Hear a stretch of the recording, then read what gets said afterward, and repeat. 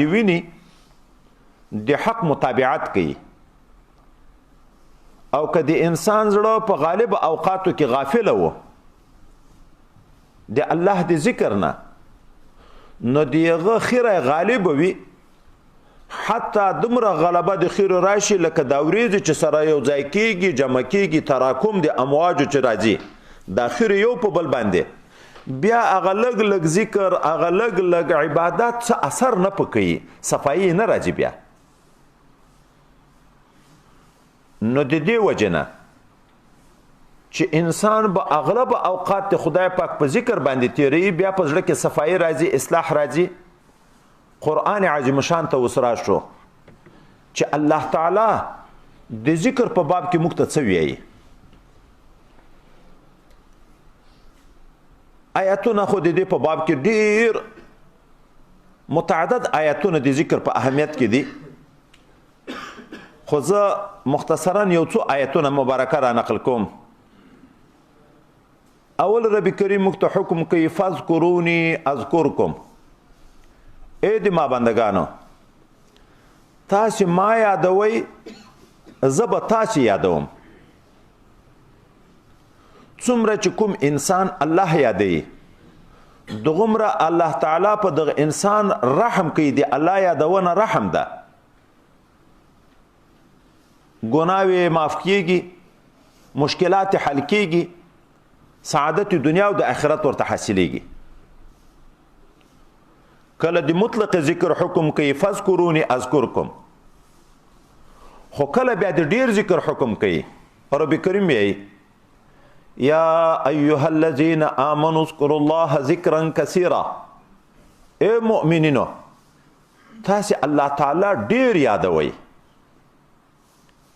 حد نه ذکر کوي څومره ای مؤمنینو تاسې الله تعالی ډیر یادوئ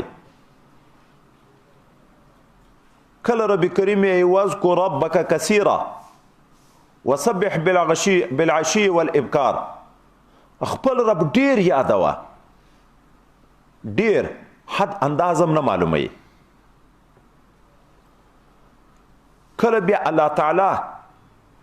د ذکر خاص صورتونه موږ ته ذکر کوي چې ذکر دی الله کوه کوم قسم ذکر کوه رب کریم یې واذکر اسم ربک بکرة و اصیلا ته دی الله او سهار او ماښام یادوه چې دا دو اوقات ډیر خصوصیت لري د سهار نه تر مرختو د مازدیګر نه تر ماښامه پورې چې څوک دغه وخت دوام په ذکر باندې وکړي په ورځ د قیامت په جنت کې چې جنتیانو ته الله تعالی خپل دیدار ورکوي نو چې د چا څومره د الله سره محبت زیات وي هغو ته دیدار ډیر ورکوي د دنیا د ورځې په انداز 2 واره سهار او مازدیګر خپل دیدار ورکوي چې د جنت د ټولو نعمتونو غټ نعمت الله تعالی دیدار ده نو کله رب کریم د الله نوم چې نوم د الله یادوه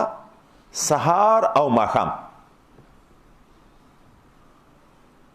کله بیا د نوم د کثرت بیا څومره خبره کوي واذکر اسم ربک وتبتل الیه تبتیلا د الله نوم یادوه خو دومره ډېر یادوه چې انقطاع کلی راشي د مخلوق نه ټوله توجه د الله تعالی په طرف باندې شي چې په اصطلاح د تصوف کې دغه فنا فی الله وایي فنا فی الله معنا نسیان د ما سوا الله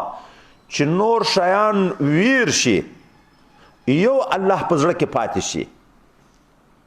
الله دغه مقام دی موږ نه غواړي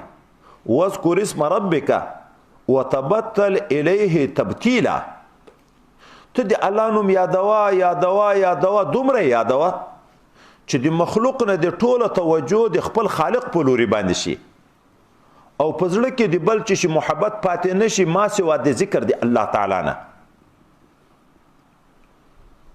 د الله نوم یادوه د الله تعالی ډیر نومونه دي خو په نومو کې د الله لفظ د سلطان حیثیت لري